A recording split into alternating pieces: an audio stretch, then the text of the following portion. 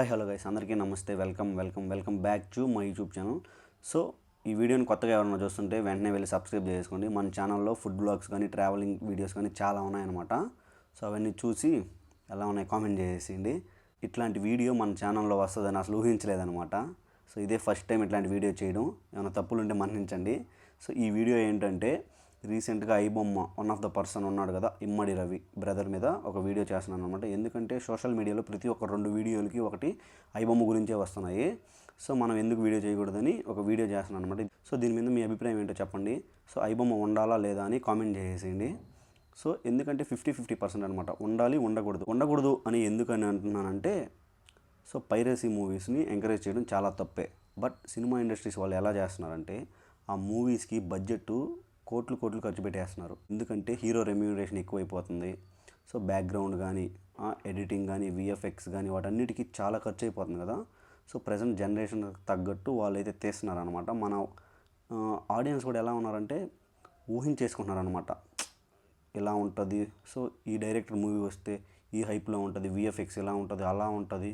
So అందుకని ఉద్దేశంతో వాళ్ళు కూడా ఎక్కడ కాంప్రమైజ్ కాకుండా డబ్బులు ఎక్కువైనా పర్లేదని ఉద్దేశంతో ఒక మూవీని అయితే చాలా అందంగా చూపించడానికి అన్ని వేల కోట్లు ఖర్చు పెట్టి సినిమా అయితే తీస్తున్నారనమాట. సో తప్పే లేదు వాళ్ళు తీయడంలో. సో ప్రజెంట్ జనరేషన్కి తగ్గట్టు అలా తీస్తున్నారనమాట. 90sలో మూవీస్ వచ్చాయి, చాలా బాగుంటాయి. బట్ ఇంత ఖర్చు అయ్యేది కాదు. ఎందుకంటే ఆ రోజుల్లో అదే ఎక్కువ ఖర్చు అనమాట. లైక్ 100 రూపాయలు అంటే 1,00,000 రూపాయలతో సమానంగా ఉండేది ఆ రోజుల్లో. ప్రజెంట్ అయితే 100 రూపాయలకి వాల్యూ లేదు. అలా అయిపోయింది. జనరేషన్ చేంజ్ అయ్యే కొద్దే ప్రతిదీ చేంజ్ అవుతూ ఉంటుంది కదా.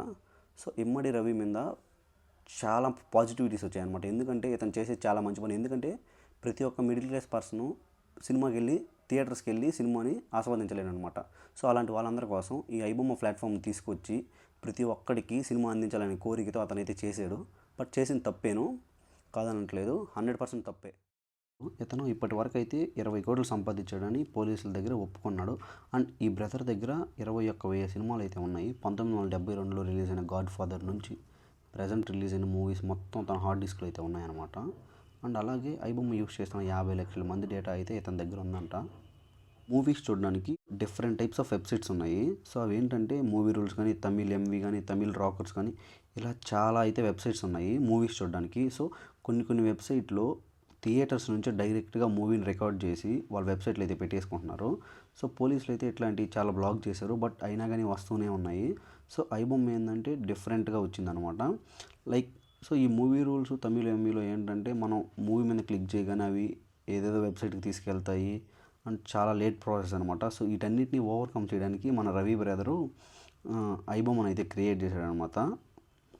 సో ఐబొమ్మలో ఏంటంటే జస్ట్ మనం ఆ మూవీ మీద క్లిక్ చేయగానే మనకైతే మూవీ డౌన్లోడ్ కానీ ప్లే కానీ అడుగుద్ది. సో అట్లాగైతే క్రియేట్ చేశాడనమాట. సో ఇతని ఇంటర్ఫేస్ అయితే చాలా నీట్గా క్లీన్గా చాలా బాగా డిజైన్ చేశాడు. సో ఎంత నాలెడ్జ్ ఉంటే అట్లా డిజైన్ చేశాడు మామ. ఇట్లాంటి వాళ్ళని మన వ్యవస్థలో పెట్టుకొని ఏదో ఒక ఉద్యోగం ఇచ్చి సో దేశానికి సేవ చేసుకునే ఉపయోగించుకోవాలి. కానీ తప్పు చేశాడు కాదనట్లేదు. సో ఛాన్స్ ఇవ్వాలన్నమాట. ఈ ఐబొమ్మ వెబ్సైట్ అనేది మన తెలుగు స్టేట్స్లో చాలా త్వరగా ఫేమస్ అయిపోయింది. సో నార్మల్గా మనం అయితే ఓటీటీ సబ్స్క్రిప్షన్ తీసుకోవాలంటే నియర్లీ ఒక 10,000-15,000 దాకా అయితే ఖర్చు పెట్టాలన్నమాట. సో ఈ ఐబొమ్మలో ఏంటంటే ఓటీటీలో రిలీజ్ అయిన తర్వాతే ఈ ఐబొమ్మలో మన రవి అనే అతను అయితే అప్లోడ్ చేసేవాడు అనమాట. ఎందుకంటే ఓటీటీ సబ్స్క్రిప్షన్ అందరూ తీసుకోలేరు. సో అందుకని ఆలోచించి ఆ సదుద్దేశంతో ఇతనైతే ఇట్లా వెబ్సైట్ని క్రియేట్ చేసి పైరసీ మూవీస్ని అండ్ ఓటీటీ నుంచి డౌన్లోడ్ చేసి అయితేనే పెట్టేవాడు. సో మూవీస్ థియేటర్స్లో రిలీజ్ అయిన తర్వాత పెట్టేవాడు కాదనమాట. సో ఇతనైతే ఓటీటీలో రిలీజ్ అయిన తర్వాతే పెట్టేవాడు. సో నార్మల్గా మనం ఒక 4 ఉండే ఫ్యామిలీ మూవీకి వెళ్ళి మూవీ చూడాలంటే ఒక 1,500 నుంచి 2,000 అయితే ఈజీగా ఖర్చు అయిపోతాయి. పాప్కార్న్ అని, సమోసా అని, అదని ఇదని. సో కానీ ఐబొమ్మ వెబ్సైట్లో మనం అయితే ఫ్రీగా మూవీని అయితే ఇంట్లో కూర్చొని సో కుటుంబ సమేతంగా చూడొచ్చు అనమాట. అండ్ అలాగే మనం ఏమైనా న్యూ మూవీస్ ఓటీటీలో ఉందని అడిగితే వాళ్ళు ఏం చెప్తారు తెలుసా మనకి, ఎందుకు మా ఓటీటీ సబ్స్క్రిప్షన్ అంతా వేస్ట్, సో శుద్ధంగా ఐబొమ్మ ఉంది, ఐబొమ్మలో చూసుకునే వాళ్ళు అనమాట. సో అనే స్టేజ్కి వెళ్ళిపోయింది మన తెలుగు స్టేట్స్లో ఐబొమ్మ అనేది. సో చాలా ఫేమస్ అయిపోయింది రీసెంట్ టైమ్స్లోనే. సో ఈ వెబ్సైట్ రన్ చేయాలంటే చాలా ఖర్చుతో కూడిన పని మామ. సో ఇతనికి డబ్బులు ఎలా వస్తాయి ఏంటి అనేది ఒక సందేశం ఉంటుంది. సో ఇతనికి మనీ అనేది మనం మూవీ మీద క్లిక్ చేసిన తర్వాత ఒక వెబ్సైట్కి తీసుకెళ్తుంది. సో ఇంకొక వెబ్సైట్కి తీసుకెళ్ళినప్పుడు అక్కడ బెట్టింగ్ యాప్స్ కానీ అలా ప్రమోట్ అవుతాయి కదా. సో ఆ ప్రమోషన్స్ ద్వారా అతనికైతే మనీ వచ్చేటి అనమాట. సో ఆ మనీతో ఇతను ఈ వెబ్సైట్ని అయితే రన్ చేస్తున్నాడు. సో బెట్టింగ్ యాప్స్ అంటే చాలా ఇస్తారు వాళ్ళకి. సో ఒక 10 మంది వెళ్ళి ఆడినా వాళ్ళకి వ్యసనం అయిపోద్ది అనమాట బెట్టింగ్ యాప్. సో మన డబ్బులు పోయాయి, ఇంకా ఆడాలనే ఉద్దేశంతో మొత్తం డబ్బులంతా పోగొట్టేసుకుంటారు.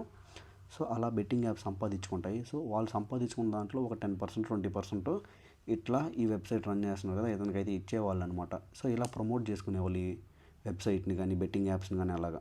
సో అతను ఇంత రన్ చేయడానికి సో బెట్టింగ్ యాప్స్ చాలా కారణం. సో ఇట్లాంటి అన్నింటిని బ్యాన్ చేయాలి. అండ్ అలాగే సినిమా రేట్లు కూడా కొంచెం తగ్గించాలి.